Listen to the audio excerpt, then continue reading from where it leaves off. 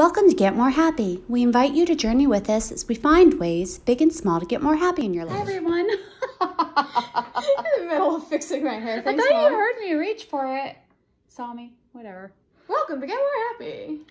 It's Elena. And Jessie. Last week, Becca and I talked about... I'm going to pause you really quick. We have this beautiful Christmas tree right in the middle of us. It's kind of like a halo, but off-centered. We're sharing it.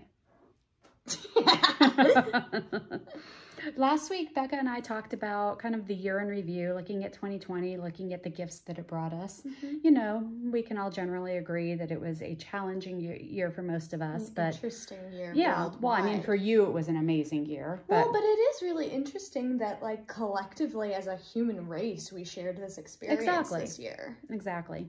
So we have a tradition for the new year that we come up with. We don't believe in resolutions. I say we, but I don't think you do. I think New Year's resolution is like a twofold experience. Half of you is like, oh man, there's this goal that I've been wanting to work on for a while, and this is my time to make it happen. It's the new year. I'm going to make good decisions, and I'm going to be responsible and stick to it, whatever. But with that comes this like burden of what if... The shame. Yeah, what if I think a good example is a lot of people's New Year's resolution is to exercise more.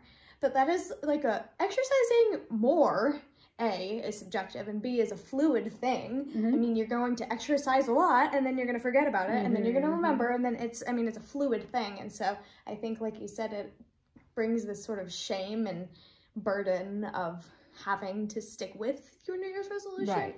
So instead, we choose a single word and have it as kind of a motif. It could be a phrase. A phrase, or, but as a motif of the year instead of like a hard goal. Yeah, exactly. To be more gentle with yourself. Yeah, exactly. It's something that you want to focus on in the new year, something that maybe you wish to welcome into your life. Well, and so before we talk about our 2021 New Year's word, I went to tell my 2020 New Year's word, which presented itself in a way that I really didn't think it was going to. So my word was go. I just graduated college. I was moving to my own apartment. I just gotten a job. I was going to go out. I was going to go downtown. I was going to meet new people and go to the bars and just like, I guess, live my life. And then the world shut down in March. And then we were in quarantine for a few months. And then even though things have opened, we've still been not as active as we might have not been everything's open in another year. Exactly. But I was talking with you last week about my 2020 word and how it was go. And I was like, man, I did not do that. And then I thought, hold on, I did. You know what? Okay. I did the same thing. I thought about it afterwards, after we talked. Yeah, good. Go ahead. So go. Like I went in 2020 and I got an apartment. I got a job.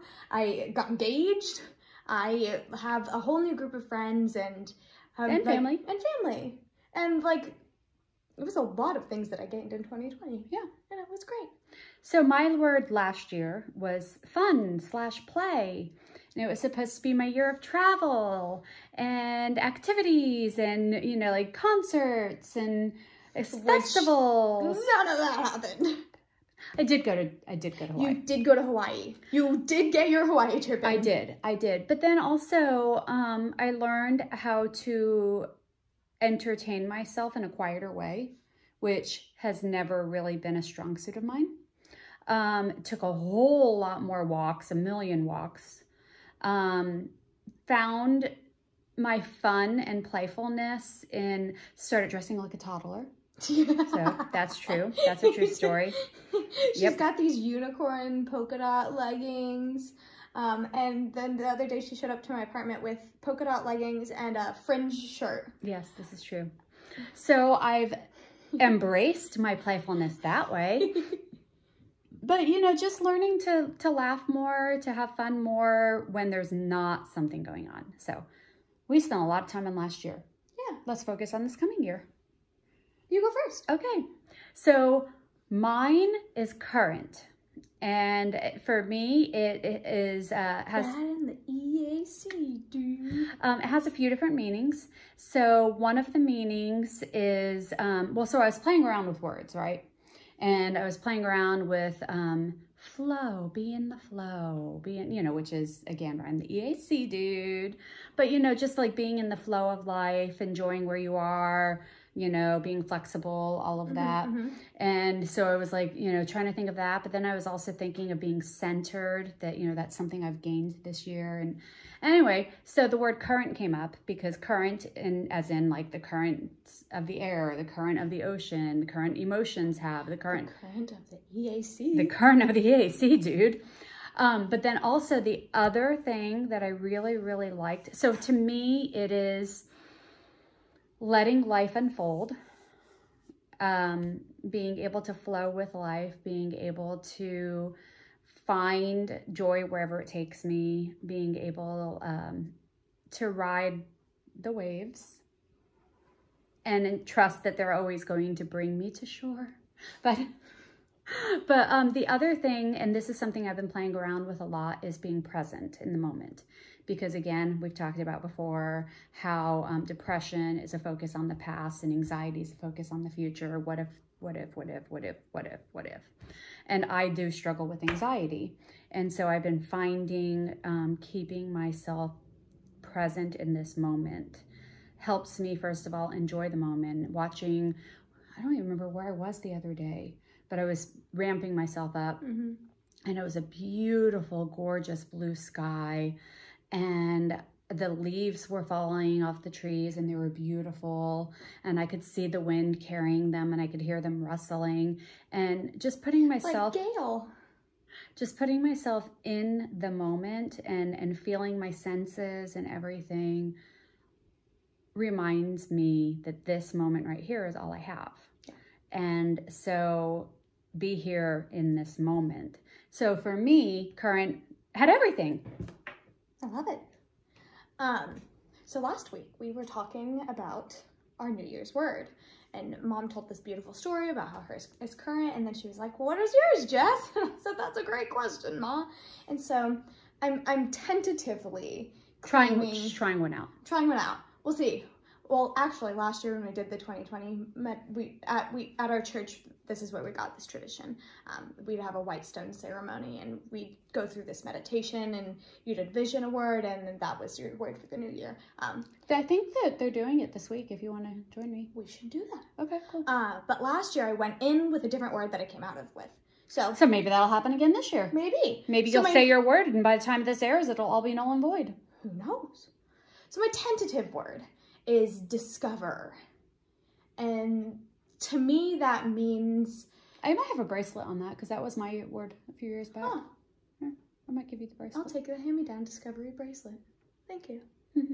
To me, discovery means I'm entering this new year very differently than I entered 2020. I'm in a relationship. I'm getting married this year. What? I'm now almost a year at my job, which means more responsibilities and discovering more of who Jessie the professional is and who Jessie the designer is and who Jessie at the current company is. And it's discovering who is Jessie when she's in a relationship and who's Jessie alone when she's in a relationship. That doesn't make sense. It makes a ton of sense because you are still an individual person. Oh, yeah. Who's Jessie? Yeah. When she's in a relationship. Right, but without him around. Yeah. Like, who are you? Who are you? Because, I mean, that really, a lot of people tend to get lost in their relationships and lose their individual identity. Right. Well, and I mean, I'm still in this phase of life where who is Jessie as an adult? Because... True.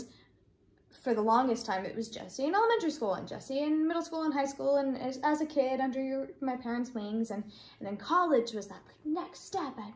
My wings. Oh, sorry. Good. I was going to say spread my wings. Yeah. And fly.